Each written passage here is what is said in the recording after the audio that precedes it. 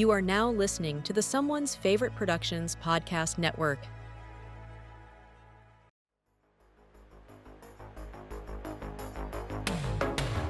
Do you love horror movies? Then welcome to Frightmares, a proud member of the Someone's Favorite Productions podcast network.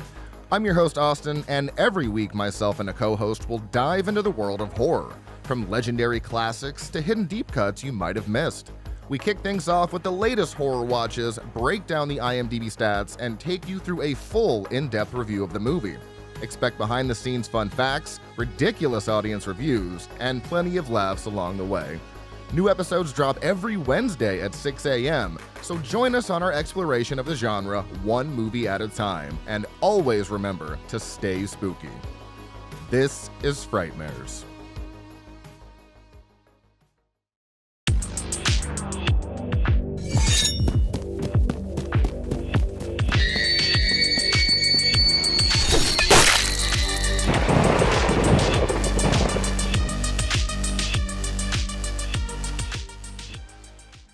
Hello, and welcome to Split Your Head. I'm your host, Bob, and today's special guest is Chris, aka Schnüdlbug. Chris is the owner and operator of Schnüdl Video, a boutique post-production shop specializing in music-based video content and more. As a BC-based filmmaker, editor, musician, and podcaster, he's poured all of these talents into his debut animated film, Roach. Well, except the podcasting part. Roach is one of the most immersive and hypnotic pieces of animation I've ever experienced. And it's also available as a short film, a long film, a Japanese film, and comes in 10 flavors, including slime green, ice blue, and classic red and blue anaglyph 3D. So naturally, with all of these creative outlets and such an ambitious project for his first film, I had to have him on to pick his brain about Roach and quite possibly lo-fi house music. Chris, thank you so much for coming on. It's so great to finally meet you. Roach, what a doozy. Yeah, Thank you. Let's get right into Roach. Where did you get the idea from what was the seed? Like, where did that come from? That's a good question. It dates back a little bit before film school, because there's a lot of construction imagery in there. And I'm kind of the black sheep of the family, not Me too. being in construction or plumbing. Okay. But I helped out a lot. I'd go paint scaffolding with my grandpa and all that kind of stuff, helping my dad around the shop. So I was always kind of surrounded by, for lack of a better term, like the aesthetic of construction, and eventually started working on job sites in the summers and things like that. But then I went to the Art Institute of Vancouver. I got a partial scholarship because I was pretty heavily involved in video production in high school, and doing a lot of those like 24-hour film challenges and stuff like that. Oh, right? nice. So Yeah. or 48 hours. I think 24 might be a bit. Yeah, it's tight. That's a bit tight. Yeah. Yeah. But really fun, and eventually made a lot of friends there. One of which happened to live just a few blocks away from me. So he would hitch a ride with me, and we would just talk about music and movies and kind of learn about each other that way. And I had been pretty heavy into noise, specifically Merzbow. Nice. And it wasn't really something I was kind of showing my friend. I mean, I rarely was past the aux cord in that way, even in high school. It was like, how do you do that with Merzbow, Yeah, exactly. So by that point, that was like, okay, I'm not even going to show my friends this. So, but they had just collaborated with Boris for this live album called Rock Dream. And so he was into Boris and I was into Merzbow. So it was the perfect, hey, have you tried this? And I mean, yeah, we were listening to that again and again and again, driving back and forth. It was about a 40-minute drive each way. So and then hang on, I've lost my train of thought. No, it's interesting. Yeah. Well, no, it's just, it's just interesting because like as I've seen the movie, this all makes a lot of sense, but I think to someone listening who has no idea what the film is, they're like, what is this movie? You know, it's like you're touching on like industrial construction sites, which obviously clicks with the dystopian atmosphere of the film. You're touching on like noise soundscapes, you know, which I think the film very much like heavily relies on. It has this like intense sound design that goes from like these droning soundscapes, you know, that really pull you in. But there is that aspect of like a friendship that is formed in a vehicle, right? Oh wow, Am I right yeah, in like yeah, connecting all that's these really cool. things? Yeah, Okay. Yeah, I'm wow, just I didn't like, even think about oh, that aspect. That's really cool. yeah, because I Yeah. was like, clearly that's the trajectory of what you're explaining here, right? But I don't know, like, is it? Well, it was that, you know, that's a very how should I put that? A very apt kind of summarization of yeah, how reality kind of became a movie in a lot of it was Yeah, almost a direct, yeah, that's wow. yeah. But honestly, it was a lot of that, and talking about Starship Troopers, which Okay, was, you know, one of our shared kind of favorite movies. And uh amazing movie. yeah, like, we kind of came up with this idea where, you know, wouldn't it be cool if we took Starship Troopers and kind of put it in the sky? You know, we had aerial battles as opposed to just ground battles. Right. Because I would come home and play Ikaruga, this Okay. arcade game, you know, shmup, where you're a ship and you're fighting giant mechs and stuff. For, you know, without getting into too much detail, uh, Mm. and I would listen to variations on a theme by Ohm, which is an album that Oh, my buddy Matt so introduced me good. to on one of the Yeah. drives, right? And because I'm a huge fan of two pieces, and Okay. like my still to this day really like the first few Death from Above 1979 releases. Like specifically Oh, the EP and the first LP are bro, just can that's like a we? huge I've honestly, I still go back to the that EP and that first full length every few years. I throw it on. I'm like, man, like, why isn't this celebrated more? This was so Oh good. yeah.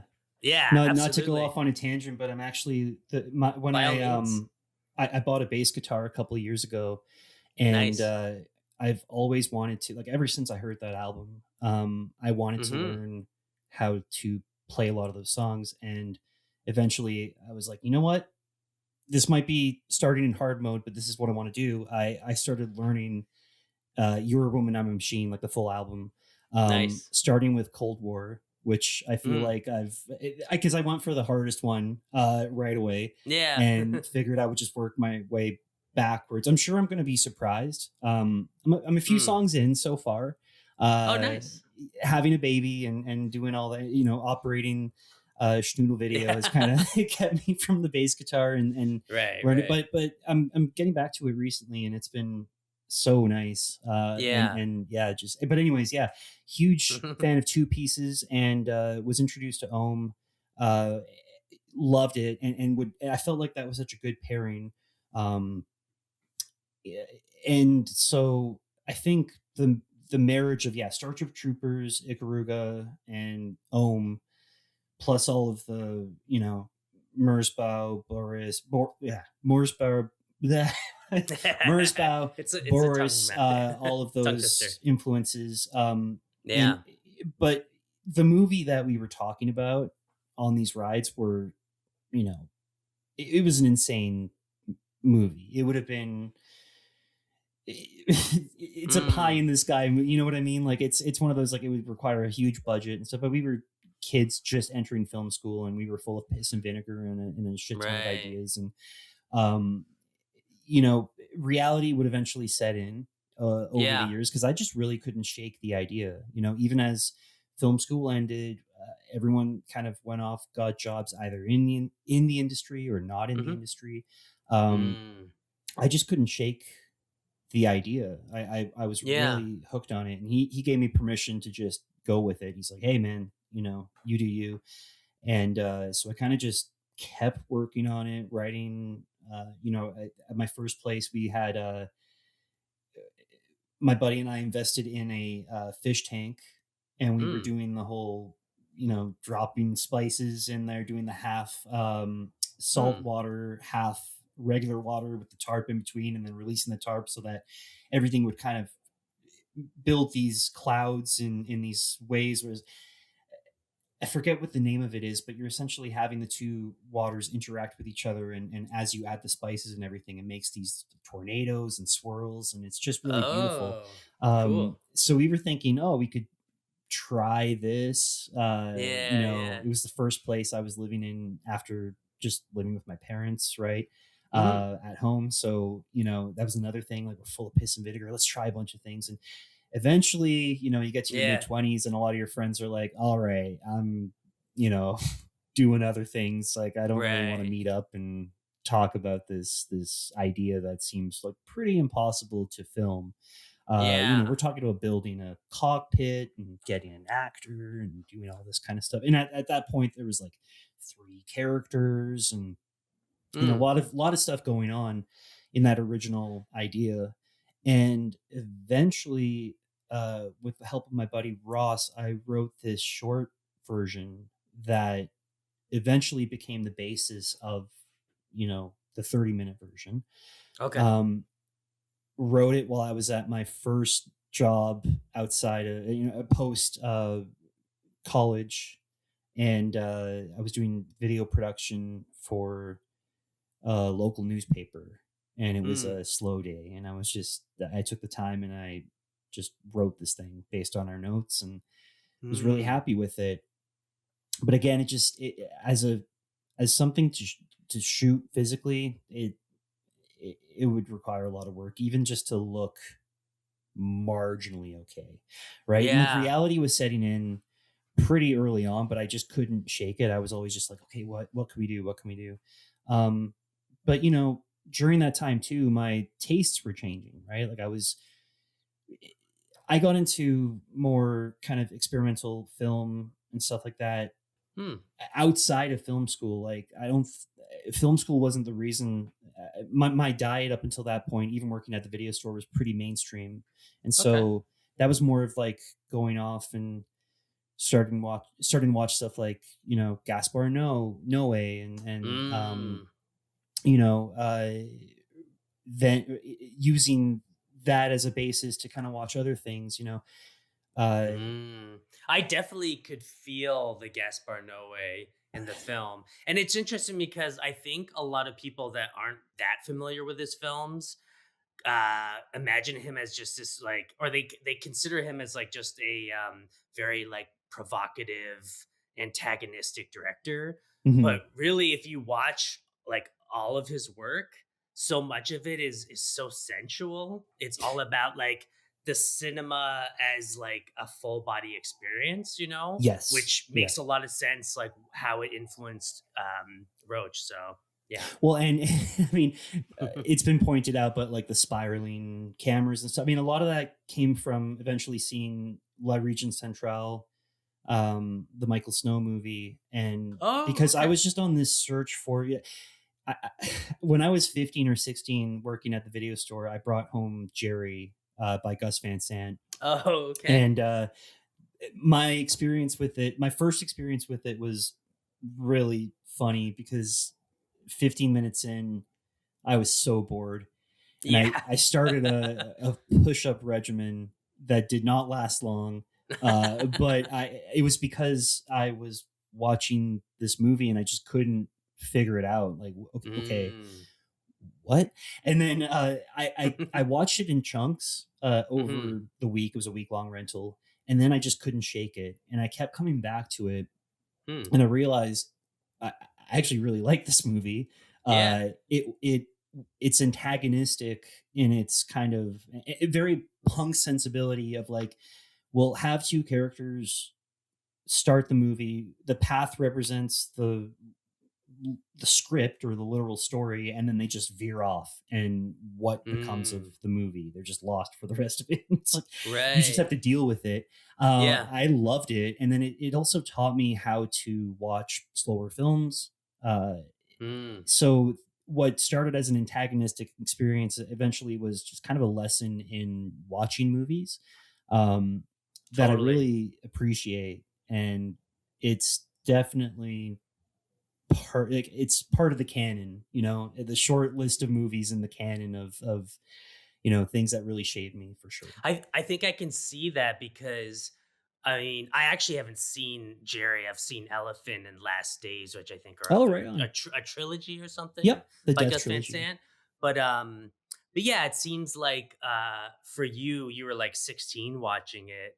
The film was like you were bored because like you didn't understand the language in a way of the film. And like getting more into it, you're like understanding the language. And then you're like, oh my God, I've adapted to this language. And that probably was so freeing for you because you realize like, oh, I can make any film I want because I can make any language of film I want. I just have to like have that vision and stick to it, which I think Roach does 100%.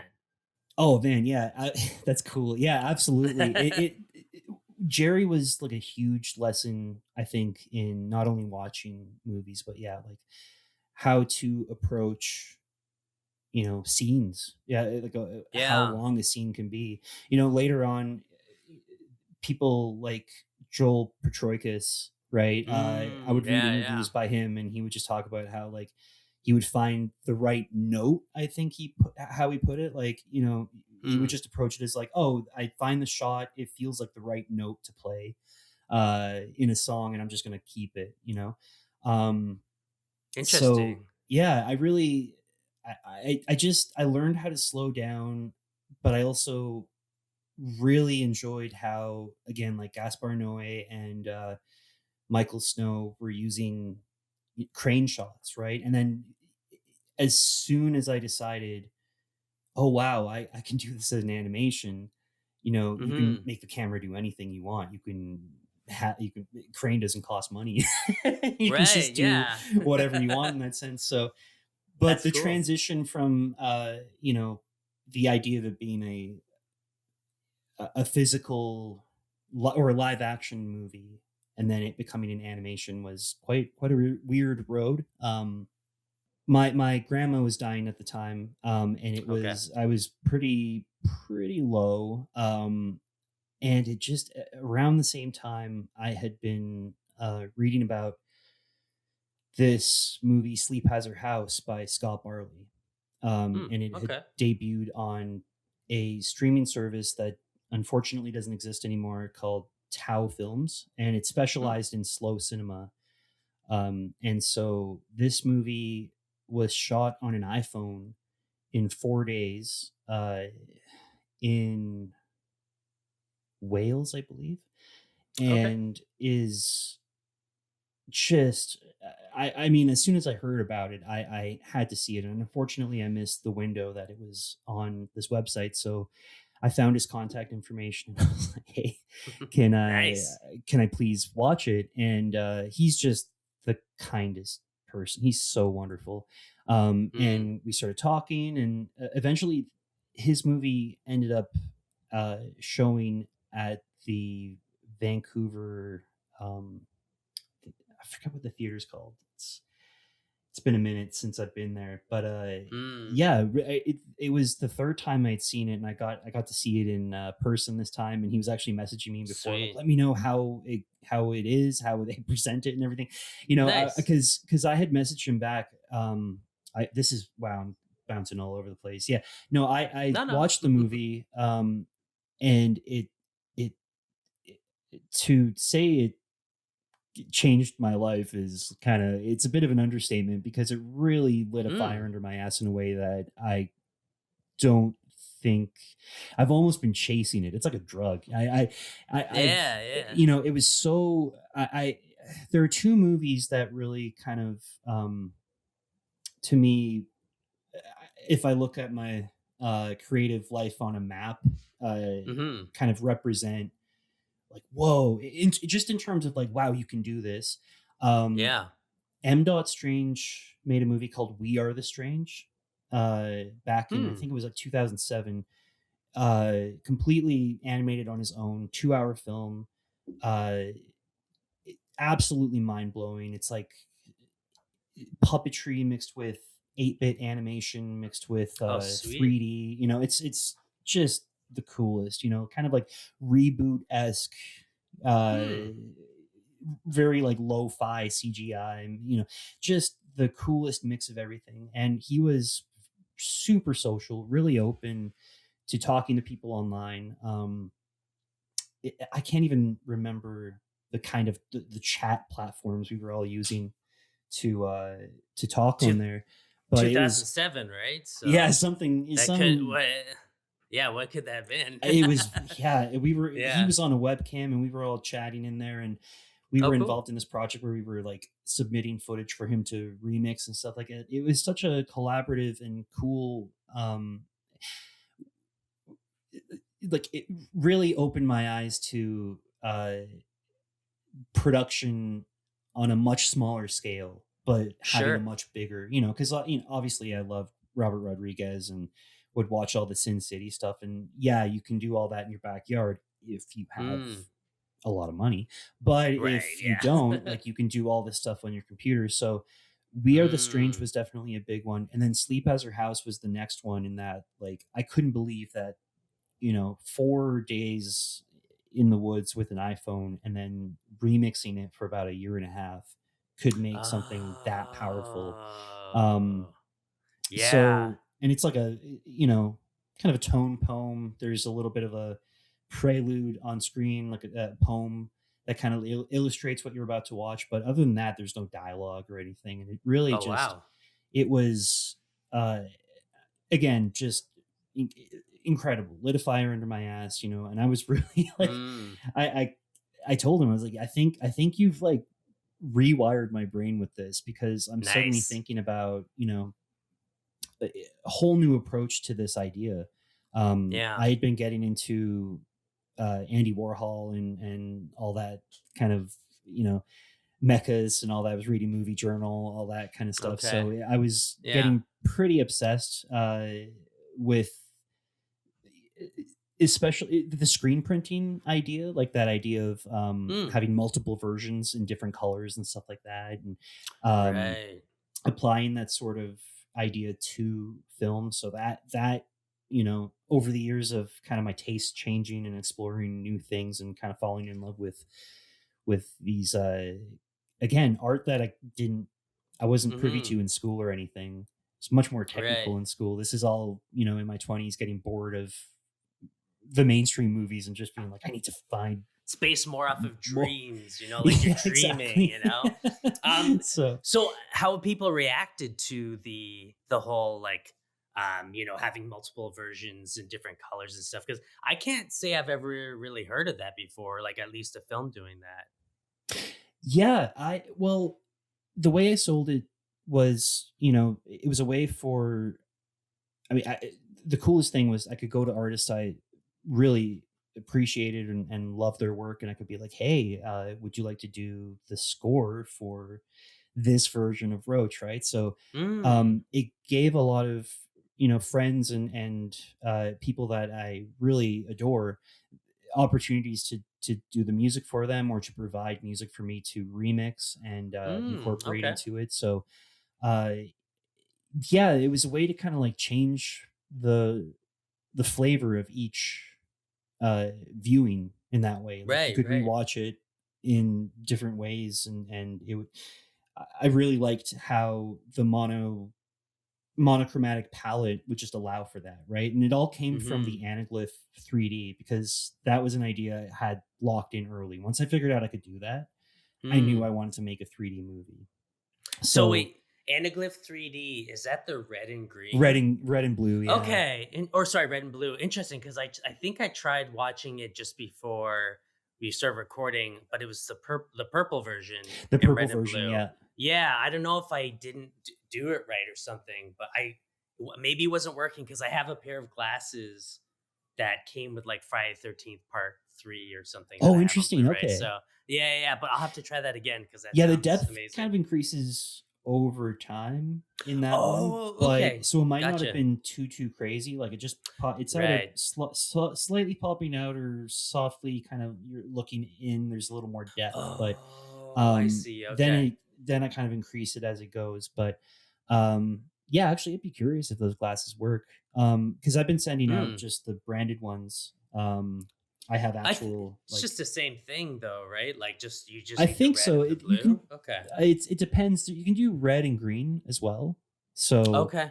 Huh. yeah, there's red and blue and Hmm. red and green. So um, yeah, I had when I was working at the video store, we were renting out Hannah Montana, the best of both worlds, something like that. It was like a concert film Sure. that was in 3D, Oh, cool. and we this is kind of gross to think about, but it Oh. came with paper 3D glasses, and so we Oh. had to rent them out with the DVD, and so it Yeah, would come yeah. back, and then we were told to wipe them down with but it's paper, so they were Yeah. degrading over time as you were wiping them down with these Lysol wipes, and so it just wasn't the best. And each one had its own like 5-digit code that we had to punch into the computer with. Oh, It was a whole thing, Jesus. but Yeah. because I was handling them all the time, I figured out who or which company made them, that and the Jonas Brothers movie. So I contacted Okay. them by email, and I was like, hey, like what Yeah. I'd love to make a 3D movie, but I just want to ensure that this is possible. Hmm. Could I get my logo printed on a pair of, cardboard 3D glasses? And sure enough, they could. And Yeah. I part of making the movie was ordering those glasses, and then it was like, well, now I have to. It gives me the Right. incentive to actually complete this thing, so that So you there's a ordered screen. them before you made the 3D version?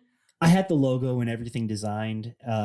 Okay. Yeah, so it was something that I was like sketching for years, and so I've finally just scanned it, and then part of the push to, I had like a handful of shots done at that point, Hmm. and then I'm like, well, if I'm going to do this, let's invest in this Right. project in that way. Like, I think it was a few $100s to get a shipment of a few hundred of these glasses. But I mean, I sold out of them, like, or rather, through the screenings and everything. I had to do a Right, second right. order recently, um, Nice. which was really cool. Same Yeah.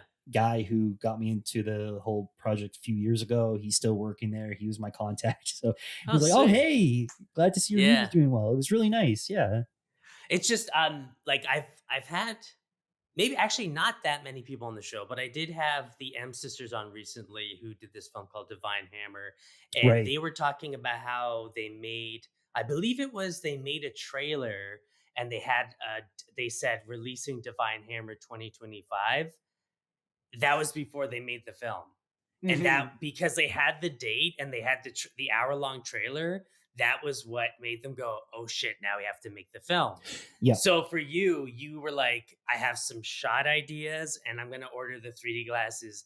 Now I have to make the film." And Exactly. that's like such a I don't know if idiosyncratic is the right word, but it's very niche. It's What cool. what what's interesting though is, like, I wasn't really thinking about it that way, because I had worked in Hmm. visual effects for a few years, where you would see trailers for big movies, and I knew that movie was far from done. Like, you know Oh, what I mean? okay. Like, movies, Yeah. when the first trailer comes out, they go to those shots are complete for the trailer. They'll probably be changed for the final release, but Okay. um, for the most part, you're watching the trailer thinking, Right. "Oh man, I can't wait for that complete movie to come out." And it's like, yeah, we work on those up until the last minute. So, Oh, wow. which I think for me, because the whole point of doing it as an animation, I was like, well, perfect. I can just learn the pipeline through work. Hmm. I was working as a visual effects editor, assistant visual effects editor, and an eventual visual effects editor for a handful of Nice. projects. But I learned the pipeline that way, so I could make my own Scotch tape and Yeah. ripped paper version at home. But it was really Right. like, okay, I can. I just took the same approach from these bigger movies I worked on, and did them at home. So made a teaser with the shots that were complete. In that case, I wanted them, locked. Those shots, there was just the beginning text and the pulling away to reveal the Roach for the first time. That was the teaser. And so that was, those assets were locked for the rest of the production. Right. And then that way, again, having the teaser out was like, I gave a date. I'm pretty sure I extended it 1 year. Oh, wow. Okay. Like with another trailer. I'm pretty sure. I'm not too sure at this point. Regardless, doing a teaser like that, and just kind of following that system was a great way to keep myself motivated and on the ball, because I think there was a fear of not reaching the finish line with this. Like, it was such a long gestating project that I think there was a lot of fear that I was just gonna eventually, something was gonna happen, Right. Not that I didn't trust myself to complete it, but Yeah. At that point I had, there's things that happen, right? Like, I've been in a hiking accident where I broke some bones on my face and stuff like that, and was injured for a while. And so, things happen in life, and then you're Totally. like, I can't do X or Y for a while. And I think I had that mentality with the movie where I was like, I really need to get this done. I need to get this out of my system, but I want to be, methodical about this. So I'm going to keep myself, what's the word? Like, I had to discipline, but oh man, this is going to drive me crazy. It kept me on a schedule. Okay. Yeah. And it kept me kind of locked into that. God, I'm losing my mind that I can't come up with the word. I'm sure people are like, it's this part, but yeah, it starts with A. Yeah, it was really something. It lit a like watching Sleep as Her House and realizing that I could do this on again my computer was so freeing. And then to take these new approaches to art that I had been learning over the years and ways that you could do this, again, the screen printing aspect of Andy Warhol was really big for that kind of starkly black, red, white. Right. Like, those are the only colors we're using. It's going to be shadow puppets essentially. So yeah, that the kind of puppetry aspect, keeping things looking like it's almost like a marionette, just stripping everything down as much as possible. It's very stark. Yes. Yeah, which is interesting because, like, on one hand, it does make it feel very bleak, but on the other hand, certain aspects of it I found kind of whimsical. Specifically the face of the main character. It looks, and I mean this as a compliment, but like almost like a Disney character. Oh, I don't know what it is about it. Like, just the shape of the face. There's like an eyebrow ring. Is that right? Yeah. Okay. Yeah. There's something about the shape of it that gave it this like Disney quality in the best way possible. Like, oh, that's cool. Disney. Yeah. And I found that it was an interesting mix, like, I feel like that kind of permeates the entire film because, like, it definitely comes from a noise kind of soundscape background, but it's also very subdued. Right. It's like these juxtapositions. You know what I mean? I think it's funny you say Disney because not that I'm like, yay Disney, but I grew up with a lot of those films for sure. Totally. And I think this is such a funny way to put it. But I never want to make a movie to upset people. I don't want to, and I don't want to make a movie that's like I love making things, or rather the goal is to make things that if I were 7 or 8 years old, I go to the video store that I eventually worked at and I see something on the shelf that looks like it should be R-rated, but I can take it home because it's PG. And because I certain movies would feel, and I'm going to the actual films escape me, but just that idea of being able to bring something home that feels edgy but is actually not that edgy at all, like subject matter wise. It's just the feel of it is very cool. it's very, and I can't really think of a lot of movies that do that, but it was something I always wanted. And it was funny. I read an interview with Panos Cosmatos, who did Beyond the Black Rainbow and Yeah. Mandy, and I same sort of thing. Like he said he would make up the movies in his head that where he would go to the video store, he would see these covers of movies that he wasn't allowed to bring home, and he would make up movies in his head. And Mm. that's eventually what you get with Beyond the Black Rainbow, is almost like this NyQuil fever dream of like a Okay. movie you would see on the shelf, and you would just kind of imagine based on the four images that are, presented to you on there. Yeah.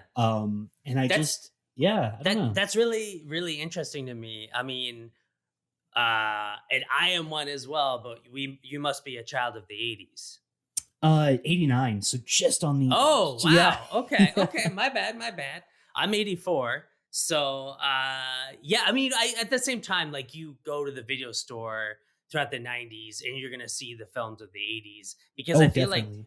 the 80s was like the decade for that where there was a lot of like edgy kids films Mhm, or mhm. because it makes me think of like talking to people like this is such a random anecdote but like talking to a coworker a few years ago about how like every Halloween he watches the Chucky films because he's like yeah they don't make them like this anymore because no one can really have that perfect mix of like camp and horror in a way. Mhm. Like people don't get it. If they do it now, it's too much of an intentional homage, where back then it was like Yes. totally genuine. And I think you're kind of talking about something very similar to me, and I don't know what it is, but I'm Yeah, like, I yeah. want to know what these other films you were talking about. I Exactly, know, yeah. yeah, Well, and also just I've always been enamored by strong female characters. Uh, and it's one of those totally. things where like grew up loving the Powerpuff Girls, but being very nervous about telling people at school that I love the Powerpuff Girls. Yeah, Like loved the Powerpuff Girls, they and were great. it was just, but I, didn't want to be called certain words, and so Oh yeah, I just kept that yeah, to myself, things like that. But yeah. growing up, loved Kill Bill when it came out, like Nice. huge, so the idea of making a movie with a strong uh young girl that uh, was able to kind of do her thing and survive in a really tough situation, I think that was always kind of the goal. Especially now Mm. having a daughter, it's one of Oh, those okay, things that I cool. think about a lot. And Yeah, just yeah. I have a I have a list of movies I want to show her that fit this bill, or this kind of uh, idea, What are they? and well, it's obviously Powerpuff Girls movie. Nice. My wife and I talk all the time. It's like, what age am I allowed to show her Kill Bill? Like that's a big conversation that comes up a Yeah, lot in the good house, because I'm call. always like, Yeah. oh yeah, just a few years, we'll be sitting down watching the whole bloody affair. I can't believe can't Right, believe this is right. happening. Yeah, 5 years old, we're gonna sit there, just always joking about how young she. But I do think about it. It's like, when would be appropriate for her to watch that? I Yeah. really, strong female characters like are always my favorite. Those are my favorite movies. I just always gravitate to those. The Resident Evil movies. Yeah. That's just, I'm always going to be, especially when it's like strong doesn't necessarily mean sexualized. Sure. All Yeah, that. yeah, yeah. It's like we recently watched Prey, and Okay. I mean, so late to the game, but I absolutely loved it. Like that was another movie I Yeah. put on the list of like, man, I can't wait to show her this. Like, Nice. what a Yeah. cool character. Like she Well, is I was just awesome. gonna say, you notice that a lot of these films that have the strong female characters tend to be genre films, you know? Yes, Which I absolutely. mean, I guess makes sense, but like we don't see a lot of action films with strong Yeah. female characters.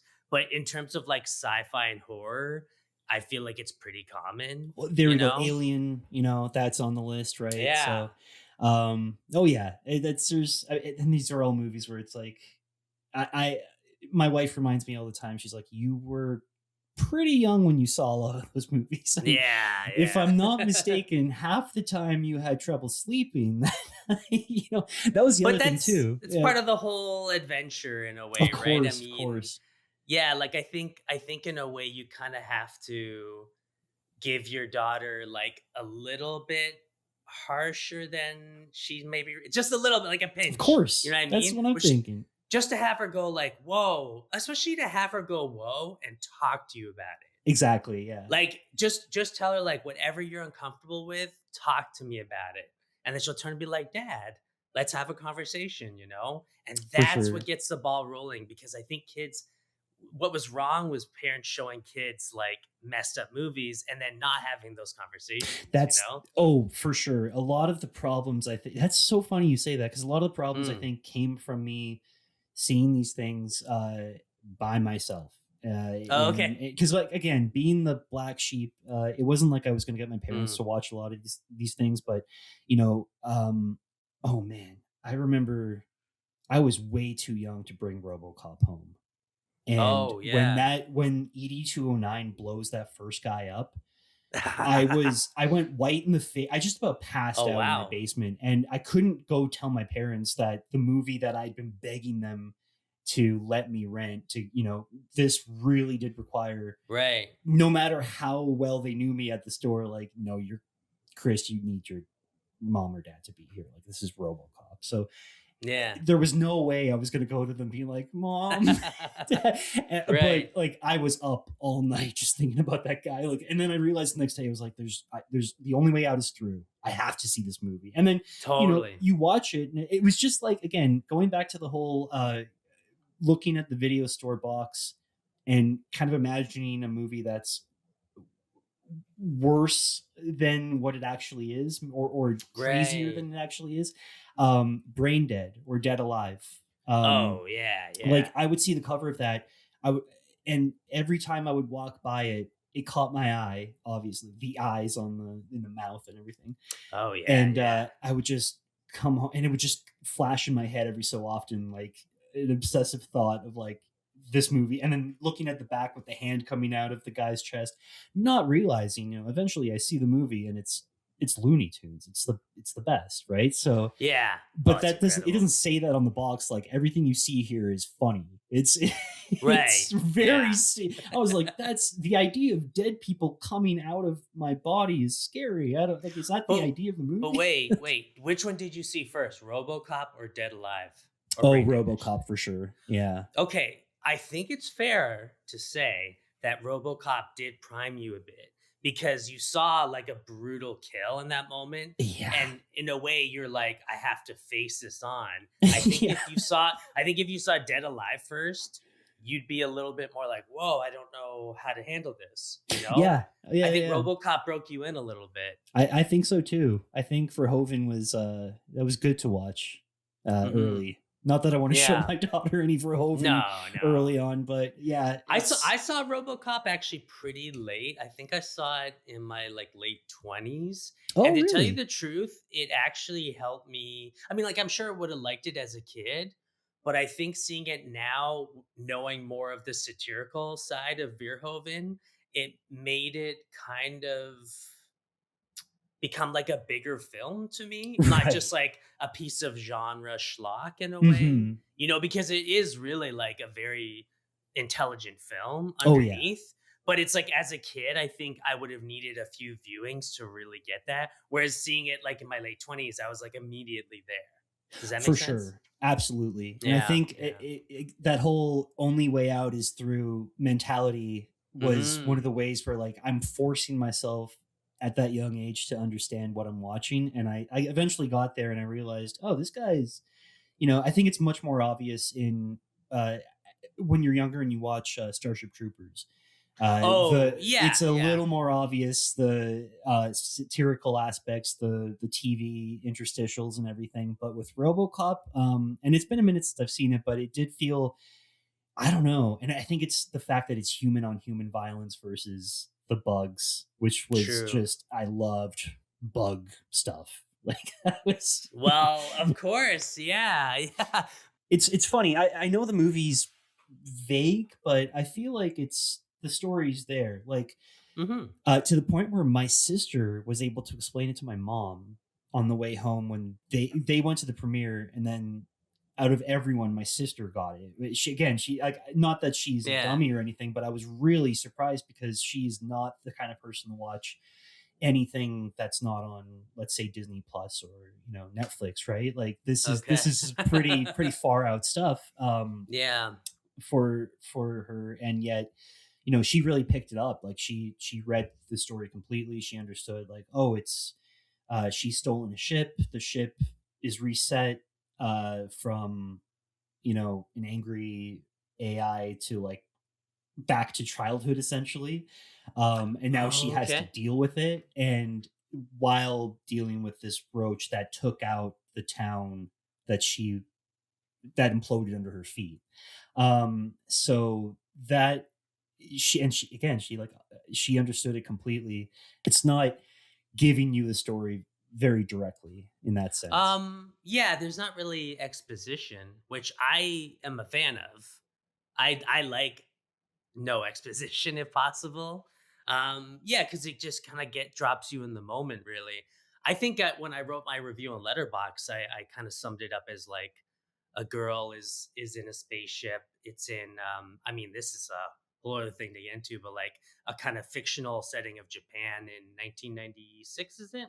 Hmm. That's been like completely like is like a wasteland now, and she's Yeah. flying through and she encounters like a creature. Hmm. That's what I thought it was, a creature, but essentially it was the spaceship itself, right? Right. It's funny because there's a 3-minute black overture, right? Oh, right. And part of that was because I love an overture. I think more Star movies Wars? need overtures. Like, even just like Yeah. 2001 style, like, just have a Oh, few right. minutes of music. Yeah. How it used to be, just that's the one aspect of really like older movies that I really enjoy, is that idea of, like, uh you turn the movie on and, like, people can still kind of come in. It's not like press play, we have to be there, right? Oh, There's like an yeah. easing in. So that was kind of the idea, but also to save animation time and money. As Mm, you can tell, the movies, you could file it under limited animation, and the okay. idea of animating an imploding township is, Mm. that would blow the budget of the time and whatever money I'm But putting into it. but But you could do the sound design of it. You could exactly, probably have done so that, right? which is So, why you yeah. hear the crumbling and everything, and then the ship Right. fly by, and that's when the credits start. So you're kind of being dropped into it early on, just with the noise and the static and everything. So Right. yeah, it Yeah. there's a lot of stripping things down in this movie, Right. almost to the point of, like, mm, abstraction, and it's not really serving maybe myself as a storyteller to be stripping it down this much. But that's kind of what I'm always looking for, in especially movies I Mm. watch now.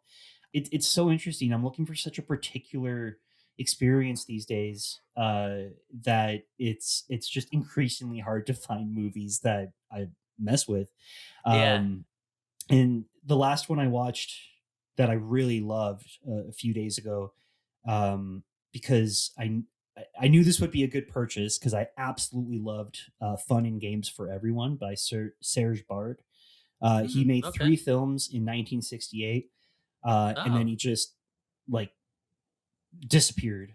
And Hmm. I found a YouTube video of him. He converted to Islam, I believe, and he's some sort of teacher. He learned Arabic to uh, study the Quran. Like, he had a total shit, and with that came this Mm. idea, like, a total denunciation of the image, which meant Oh, he wow. like abandoned his movies, uh, That's too bad. which is yeah, that part's too bad, Yeah. just because Yeah. those 3 movies, like, I had seen Fun and Games for Everyone and absolutely loved it. That was while I was making Roach. um, Cool. and it's a movie about, uh, essentially, it's just a gallery show showing off these 10 minimalist paintings at the time. And the painter didn't know that this film crew was coming in to film it, but he Oh, uses this like it's like a really high contrast film. So you're getting okay. white or black. That's all you're getting, and nothing in between. What? So Wow. faces just blur in and out. It's almost like proto cell shading in that way, right? Like it Okay. just gives this texture to the image. I love it so much. That sounds That cool. plus the film grain, right? And so Yeah, I yeah. knew buying the other two movies along with that would be, a good investment for me, and it paid off. Mhm. I watched his other movie, Here and Now, Mhm. and yeah, wow, just again, like not the kind of movie I would be like, hey everyone, let's sit around and watch this, but because it's very stark That's and okay. very, but Yeah. it just it was my vibe. Like I Nice. absolutely loved it. But again, it's like it's really hard to find movies Yeah. that I really uh love these days, Yeah. and it takes me a long time to get into the mood to watch like a regular movie, I guess, if that makes sense, and Mm. not one that's just like a James Benning film or something a little, it sounds so pretentious, but it's literally just a No, mood thing. man. Like It's you. I get exhausted very easily by the, you know, that I don't know. Well, That's the vibe I'm on right now. you're in like you're in like a creative spot right now where these are the things feeding you the most, right? Exactly. That's Um exactly what it is. Because I'm not. I mean, I just recently watched *Malignant* for the first time, oh, and okay. absolutely Fun loved it. movie. So fun. Absolutely loved it. Just love. Yeah. So it's not like I can't enjoy a really good Right. time. I was actually shocked that I was talking to people I know who have only heard like bad about that movie. I was like, Okay. what? Who said anything bad about? Yeah. Apparently, a bunch of people didn't like it. I'm glad I didn't hear that because I just went Yeah. in blind and It's very audacious, I oh think. wow, yeah. That's I mean Yeah. that's if I'm going to watch something that's made by a studio and like a bunch of people, it's like I want it to be crazy, you know. Yeah. I want my Totally. real life to be or real life to be Yeah. boring and my movies be crazy, and I don't Oh, want okay. any kind of in between. That's fair. That's fair. You know? But you were talking about trying to bring Roach down to like the most starkest, minimalist Yeah, image, just sound you stripping can. down. Yeah. And I think, for me, like that kind of thing is like hit or miss. But I think why it worked so well for me was because it was like had such a perfect rhythm to it. Oh, And I thank think you. that speaks to like you as an editor, but also you as a musician, right? And I'm just curious, like, how do those kind of intertwine for you? Like when you edit something and not just, this film, but like, I understand you're an editor on for like YouTube channel Mhm. videos and other stuff. So I'm just curious, like how they kind of feed back and forth, if at all. Oh, for sure. Well, it's interesting because I like to edit blind for one of the Hmm. I like to do it just by sound. And Wow. so I'll do, let's say I'll have a timeline with a version 1. I'll then go through with no video and just What? listen.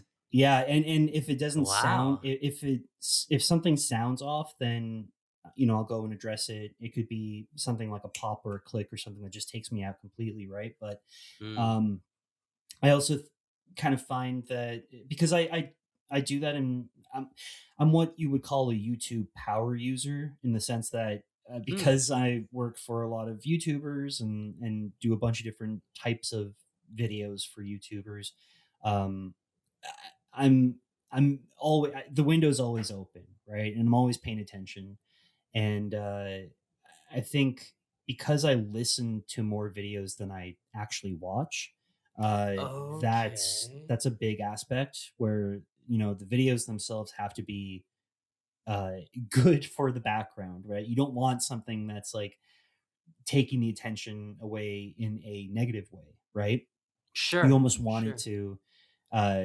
be good enough to become background noise, if that makes any sense at all, but also good enough that you can listen to it, get all of the context that you need and enjoy it on its Okay. own.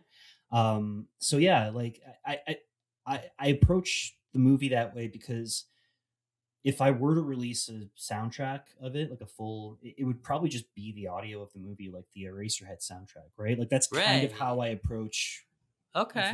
that idea. Yeah. Yeah. Well, the soundscapes in it sounded like music to me, but only because like I've listened to stuff like Merzbow, you know what I mean? Hmm. Like if you're you know, familiar with noise music and drone and ambient music, just the film itself just sounds almost like an ambient album, you Oh know? yeah, it's like well, I took the idea of like Sun, how they would do Right. these longer drone kind of, and with Gaspar Noé, going back to that, that really got me into other artists that utilize strobe, like Tony Conrad, and that's how I Oh, fell in love with cool. Tony Conrad, and also his explorations of long drone pieces and stuff like that, right? So Okay. um that plus Sun, I've been listening to uh just really long ambient pieces of a drawn out note or just a texture, right? I really love that. So the approach Mm. was like you can almost hear the 60 hertz hum, which is a B Okay. flat, right? It's like the Okay. ground loop, right? Like you can hear that throughout the movie, and I was using that as the instrument, like it would come in and out. During the Oh, yeah, yeah. overture, I increased it and used that as the kind of deep note, the drone, and just increase the volume on that. And then, when she's following the sun, start introducing that drone back again. And it's literally just Mhm. the, like I down pitched the 60 hertz hum. Uh, Yeah. so I think I could be wrong. I think it's supposed to be B flat. I think in the movie it's a little bit lower because we're like messing around with the pitch bending and stuff like that, right? When I gave it to my buddy Harley, Mm. he just bounced it to a rotten VHS tape and really played with pitch and warble and stuff like that. Oh, So cool. yeah, Like analog, he did it yeah, analog, yeah, basically. Oh, that's awesome. Sweet. yeah. A lot of the grain and stuff too is not digital. Like I Okay. was playing around with a lot of plugins that say that they're like, oh, the ultimate VHS plugin. It mimics all the track. They're no. So a Yeah. lot of those were either my own tapes being fed in, or digitizing my own tapes, Yeah. or finding sources online of just people that let me tell you, there's some pretty strange communities on YouTube, and some of them Okay. just upload blank tapes that they just blank tapes. And so I Wait, found what do you mean? like literally just like recorded black for like an What? hour on a VHS tape so that you can have the and it wasn't even, What? because I see that and I'm like, wow, that's a perfect asset because of the black, you can apply that to video and stuff, no problem. Oh, But they okay. weren't even putting it up for that. I think it was just kind of like, hey, look, it's, you know, I've went down a rabbit hole. So a lot of my YouTube is like video degradation examples where it's Sure, someone just like, sure. and now I'm recording a Rick Isley music video to a seventh generation tape, and then Oh, and it goes and cool. goes and goes, and then it just becomes, Yeah. beautiful shit. But yeah, My it's I have a friend that lives in Montreal who is amazing with that stuff. I think he's been doing it for like over 15 years now. oh, His name's beautiful. Rob Fulner, and I think his artist name is Blue Nut, or he's done stuff for like Adult Swim. He did stuff for me when I was doing music, and he just works with like analog tapes. He does like, video installations or live performances and stuff like that. So yeah, it's cool like seeing someone do something more analog that like that. There's definitely a Absolutely. certain sort of like heft to it. Yeah, for sure. For Yeah, so sure. that's cool to find out that Roach kind of went through that process at some point as well. Oh, definitely. Yeah. Yeah, Like which I think it really brings out the musical aspect for me. Like I feel like it's a good way to kind of sell Roach to people is like there is this element of it that's like it's almost like a music video, but not, Yeah. you I mean, know? and I grew up at a time when a lot of music videos were becoming, or music video directors were becoming feature directors Right. and Yeah. making some Yeah. pretty weird stuff. Like I always knew I wanted to be an editor, and I always messed around with stuff at home. Mm, You know, any kind of video production stuff I could. yeah. You know, always was aware of editing, but I attribute that to like I grew up at a time when editing was like the star of a lot of major movies in the 2000s. Like, Mm. so as soon as things became digital, I feel like all the, the Tony Scott movies, Oh all these yeah. insane like things that you could not do on film, Yeah. suddenly you have 17 edits in one side. It's just the most insane shit happening. And Right. I attribute my being conscious of editing because of how, balls to the wall a lot of the 2000s, especially like action movies at the time. Um, yeah, and it's funny because like certain movies escape me, but like even stylistically, like Phone Booth Okay. comes to mind. The use of split screens and all this kind of stuff, just Yeah. really playing with the composition and getting really nuts with it. Yeah. But on the flip side, I think another thing that really influenced editing was Tim and Eric. Oh, yeah, You know what I mean? Like that, absolutely. the way that that show is edited, I think completely changed the game, you know? Yeah, I remember bringing those DVDs over because again, working at the video store, when they would bring videos in, or DVDs, you could also ask them to order specific Oh, things yeah, yeah, from the yeah. warehouse, and after a while, my manager's like, "Chris, what the hell is like?" Because I was ordering all this Adult Swim stuff, Oh, yeah, and nice. so I was building like as the seasons were coming out, I was building my Tim and Eric collection Me and too. showing them to Yeah. friends, and you know, realizing like this is a new type of uh language that we're being Yep. comedic language, but also just like on an editing from an editing standpoint, like leaving the long pauses in, all this kind of awkward cutting, making you aware of you know uh mistakes and stuff like that. It was really Yeah. things could fall apart at any moment, and giving it this It's like sense of it's very danger. like expressive editing in comedy, which I think up until that point, comedy had been largely a format where you just get the comedians and the written jokes, you Hmm. know, and you just watch it. Do you know what I mean? Like you just have like a basic like master shot, Yeah, quick absolutely. like certain cuts. Whereas like Tim and Eric came and it's like, no, we're gonna finesse something using these hiccups, using this grain, using the pauses, like as you said, you know. So Yeah, I feel yeah, like we're touching absolutely. on so much stuff that really feeds into Roach, and I, you know, I do understand we have limits with time and everything. I feel like I could just keep talking to you about like 4,000 other things. I know, So right? obviously, Chris, you'll come back at some I'd point. love to. We got to get to the questionnaire, and then I'll let you get on your way. All Absolutely. right. What is one item you can't live without? Sharpie twin tip. It's right here. Sharpie. I was like, "What'd you call me?"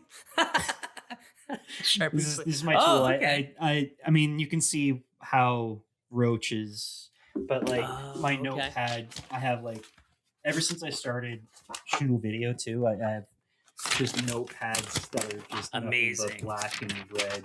Oh, I Ink, love like this. that. One of my clients called it like bathroom graffiti, but in a good way. I love it. That's Yeah. amazing. So can't live without my notebook and Yeah. my twin tips, and that's what I used to draw too. So I just have a pencil box full of uh, Sharpie twin dying tips. twin tips, and so a lot of my Yeah. art is using these dying ones. So yeah, Oh, cool. It gives it yeah, like a little, like a shading to makes it, it you even know? more messed up looking. Yeah. Yeah, for sure. What was the last great movie you saw in theaters? Aggro Drift.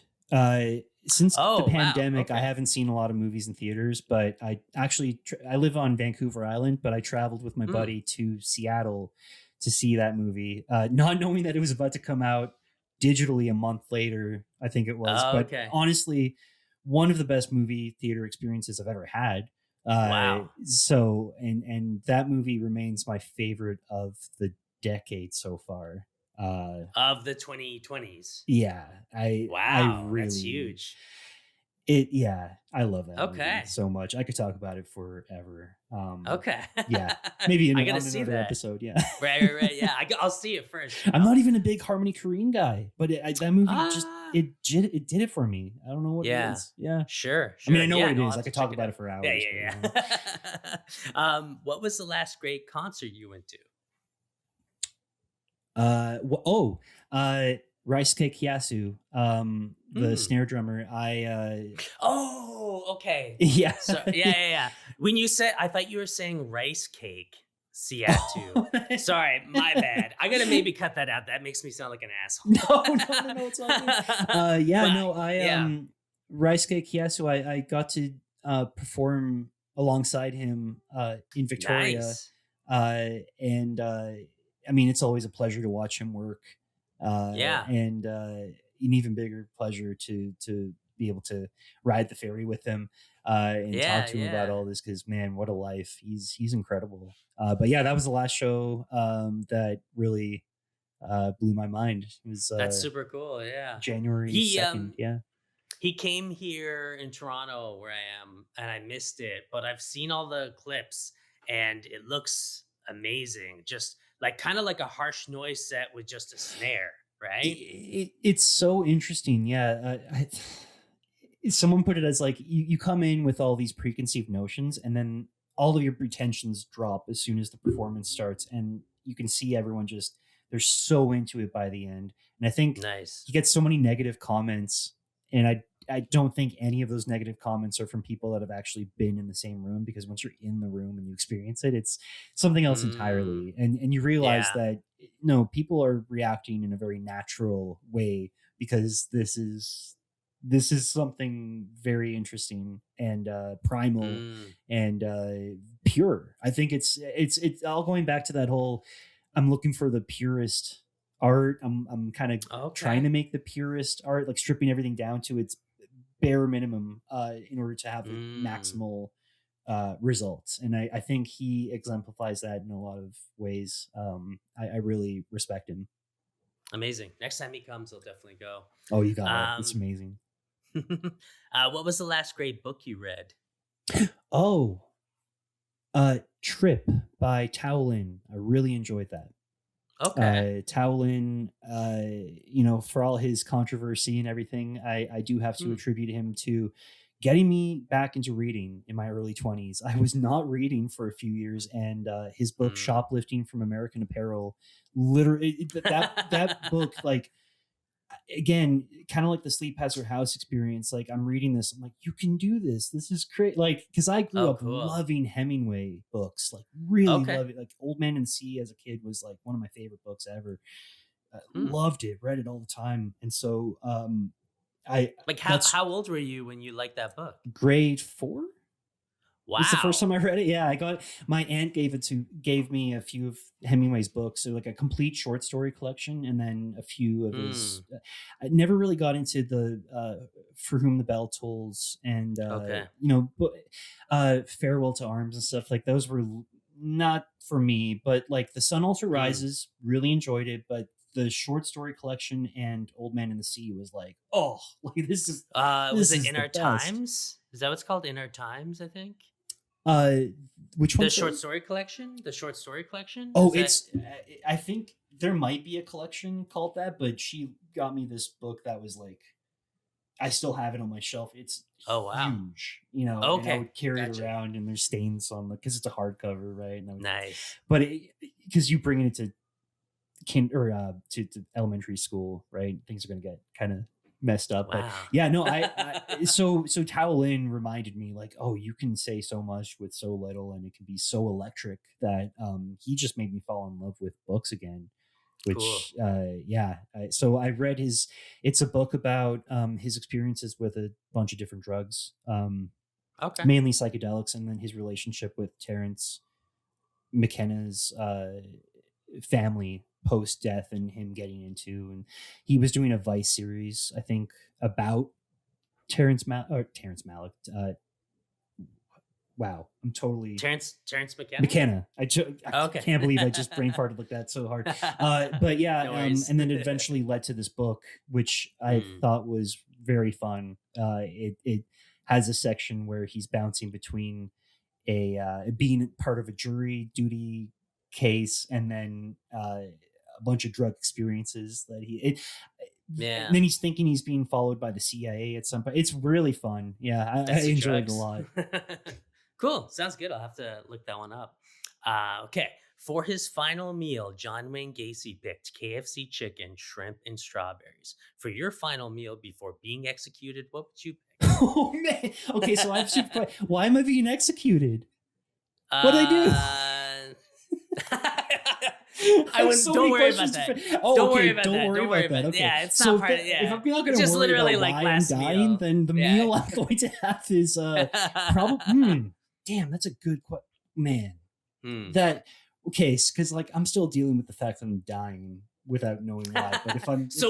what would cheer you up then? You're like, as long as I have some gravy and chicken, I can food, do this. Honestly. Oh, okay. Probably Korean food. Yeah, like just like all the Korean fried chicken, like bibimbap. Yeah. Oh yeah. Yeah. Let's go crazy. Yeah. Okay. We're buying the whole restaurant. Yeah. Nice. Any drink? Any dessert?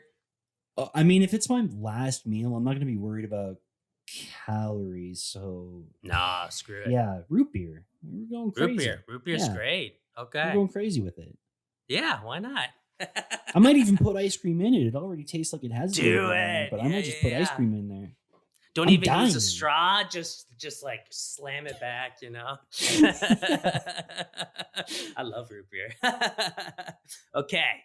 Final question. Can art go too far? No, I guess not. I would never want to put a rule set on it. I just know I'm such a G-rated kind, despite wanting to see, super violent movies and stuff. Like I'm like such a, I don't ever want to put anything even remotely, PG-13 in the world, that way. So, for my personal, like I would never breach certain subjects or do certain things, but like that's absolutely, everyone has a reason to use certain ingredients and subject matter and all that kind of stuff. And yeah, absolutely. I do not think art can go too far. I do not think so. I think it's okay. Yeah. No, I like that. I mean, it's interesting because when I have people on that come from like the extreme horror world, they tend to get into more of like art can go too far and, this reason or that reason. But when I get people on that are from like other realms of art, like yourself or like, right. You know what I mean? Like, we'll say this, if anyone's getting hurt, let's not. Yeah, like if anything or anyone is getting hurt in the process of artistic expression, then I'm probably gonna not mess with it. But like if it's subject matter, like go nuts. And if it's absolutely. There's as long as it's fake, as long as no one got hurt, do what you do need what to you do. want. Yeah, exactly. All right, Chris, I will let you go, but this has been a real pleasure, and I definitely will get you back on. I'll have all the links for Roach, for Schnüdl video, whatever else you need. I will put the links in the description. And thank you so much. It was great talking with you. Yeah, thank you. And thanks for posting the review yesterday. I've got a handful of new viewers, which is always, I think Letterboxd is so awesome because it puts my movie next to a lot of movies that people have grown up with and respect and are actual, movies. It just, there's no judgment. That poster can sit next to it, no problem, right? And it's just whenever I see people put it on a list or something and I see it with other movies that I'm like, holy shit, that's a real movie. It's like it's always so heartwarming. And so I think Letterbox is not just for giving me some sort of validation, but I just think it's really wonderful that exists, and that it's for the audience to decide if it's worthy or not, in that sense. You're not being inundated with like the studio information and all that kind of stuff. It's just a movie poster, the title, and then reviews underneath, and I think that's beautiful. Yeah. Yeah, you've said this word a few times in this interview, canon. And I Yeah. think what you're getting at is like Roach has been like canonized in a way. I think that's the word to use there. But yeah, and I think that's a great feeling. So I'm glad to help contribute to that. Oh man, yeah, I appreciate it so much. Thank you. Yeah, you got it, man. All right, good talking to you. Have a good night. Enjoy your dinner. Absolutely. Peace. Thank you so Okay, much. take care. See ya.